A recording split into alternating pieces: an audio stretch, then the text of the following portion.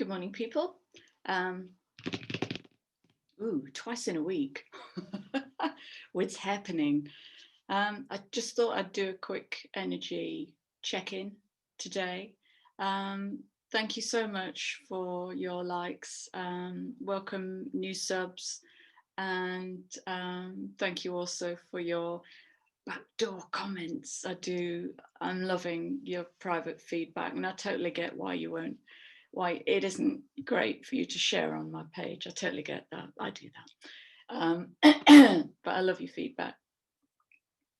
And thank you for the likes. Did I say that? So today, we have a couple of messages, and I'm just going to plow straight in there. You know, I'm like, if I start talking, I won't stop. So 23:5, Eagle Spirit.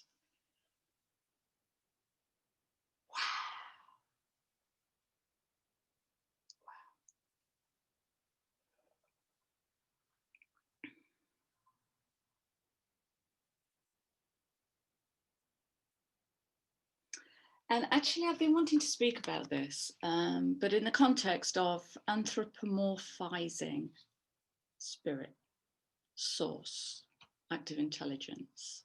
And this is just my belief, see what you think. But I believe the universe is indifferent because from a physics point of view, it responds to vibration. And so whatever I'm vibrating, I will pull towards me. And so the alchemy is to be really mindful about what I am vibrating moment to moment, you know, hour to hour, day to day. It doesn't work like that. I'm not that kind of perfectionist. For instance, the other day I caught myself doing 4 things simultaneously, badly. And I had to pull myself back to center because I'd gone right out. It's just a moment of, you know, mindlessness. So the spirit has your back thing speaks to be more about the non-physical vibration of me. We know this is a higher self. You might have other names for it.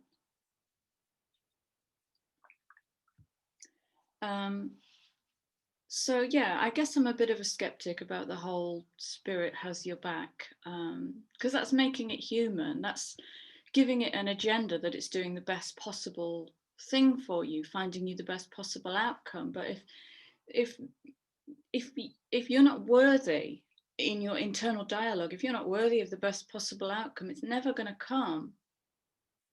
That's codependency.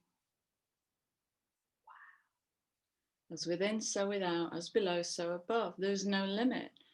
So are we making the cosmos responsible? So I just wanted to keep it small today, but I just keep going out, don't I? I've got to be with what is. But it's a great question. In our anthropomorphization of the universe and the agenda giving and the responsibility giving, is that the ultimate codependent relationship. So, you know, it's lovely to speak the truth on this. And so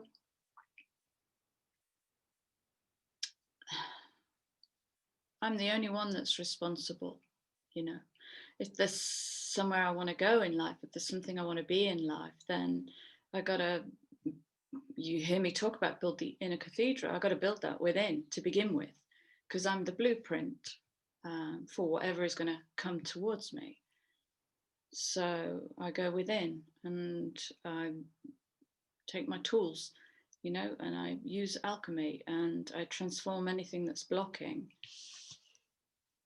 my crowned sovereign existence, life, thrive, whatever, call it what you will. But Eagle Spirit to me talks about the big picture and looking, you know, connecting with your highest self and seeing yourself through the eyes of your highest self. You know, I was talking about this yesterday, about have you ever witnessed yourself through the eyes of another? or through the experience of another, even if the another is a willow tree, you know. So 23:5 speaks of change as well. And it's a change driven by that balancing too. It's a change driven by choice. And to make these choices, free choices, in a world that's largely been codependent, is going to feel a bit of a kind of way, because we haven't fully experienced freedom. We've had our training wheels on, and to learn how to do something well, do we first have to learn how to fuck it up? So we trained in the paradigm of codependency, abandonment, abuse, trauma, you know, all of the lower base stuff. Like my dad always used to say, sweetheart, you have to bite the lemon to taste the honey. Very wise man, my dad. So the spirit has your back. You are the spirit. You have your back, you know, at a much higher vibration. So when you connect with your higher self, and that's just that feeling of I know. For me, that's how I know I'm connected and plugged in. I'm not always connected and plugged in. Sometimes I'm a muppet. And just begin, it just probably means I'm building a new cycle. So, you know, beginner's mind. And this really underlines what I repeatedly talk about when I say surrendering to divine will, surrendering my egoic will, my lower dimensional will, to a much higher will that that can lead me if I set the intention and keep stoking that fire and meeting everything that wants to resist it and everything that wants to block it, every smallness in me, and using what personally I use fire, and using fire to just lift that up and meet that. You know, I heard trauma described a couple of weeks ago as trauma is caused when we are not seen and when we are not heard. And that's the gentlest expression I've ever heard of trauma. It doesn't have to be some big, noisy, violent, crashing thing. If you ignore a child, that's probably everything you need to know about what that feeling of abandonment feels like, not being met in the system. Because the soul wants to experience, and for the soul to experience, it needs to be reflected back to itself.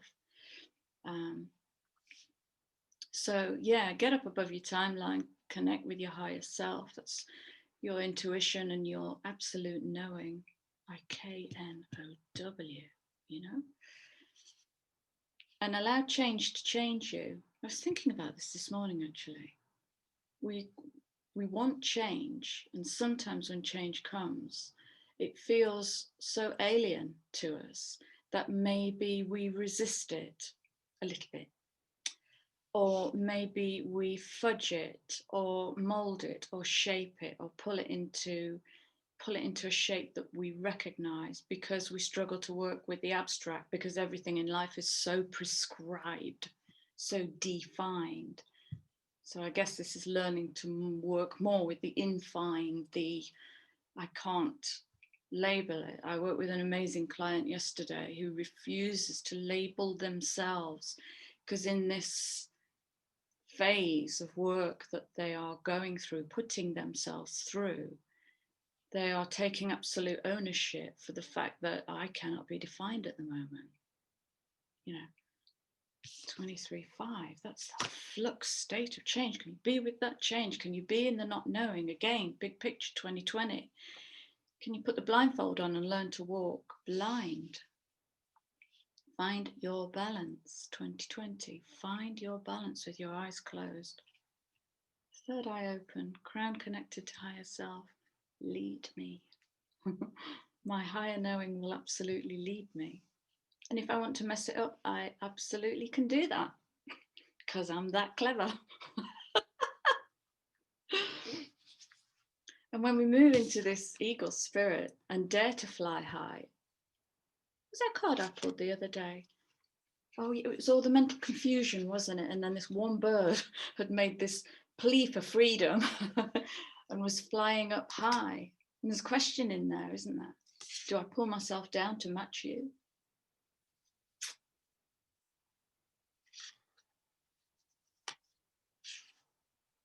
This is where I feel there's a fakeness around wanting to find our tribe, wanting to belong. Because belonging is,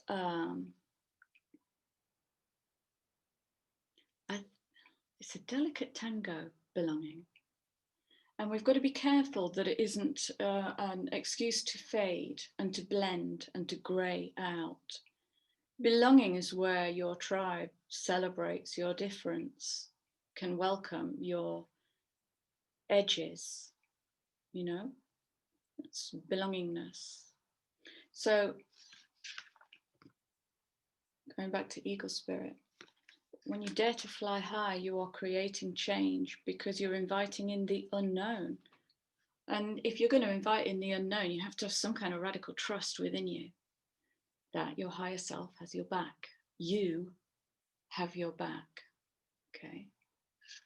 Soul level, non-physical reality, the bridge to the cosmos. You have your back.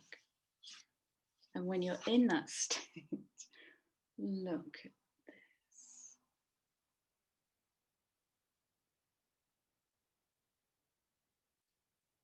There's such an innocence with this animal.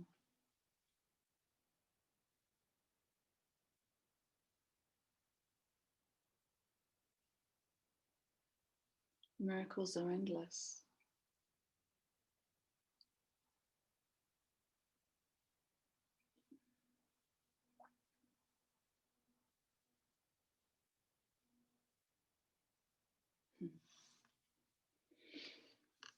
Yeah, there's a kind of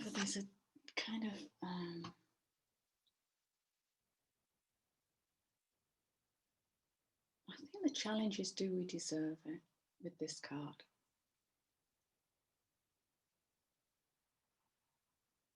Do we deserve the balance? 15-6. It's kind of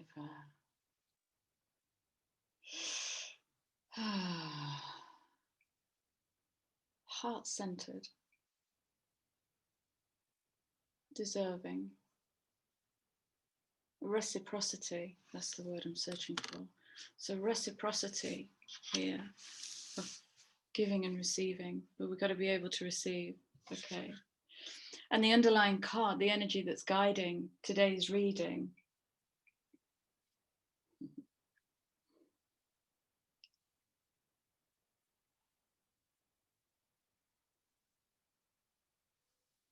it kind of wraps up the whole reading really, is to trust the great mystery, is to be in the not knowing.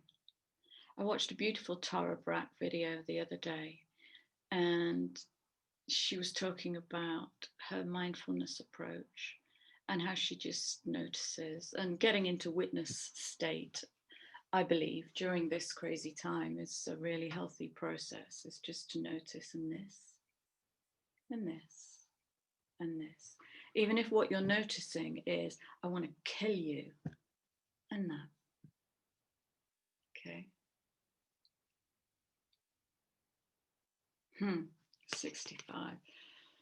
Wow. And whales dive deep, you know. This 65 is kind of speaking to me about radical change, like cart upturned change. And the deeper you go, higher you fly, equal and opposite.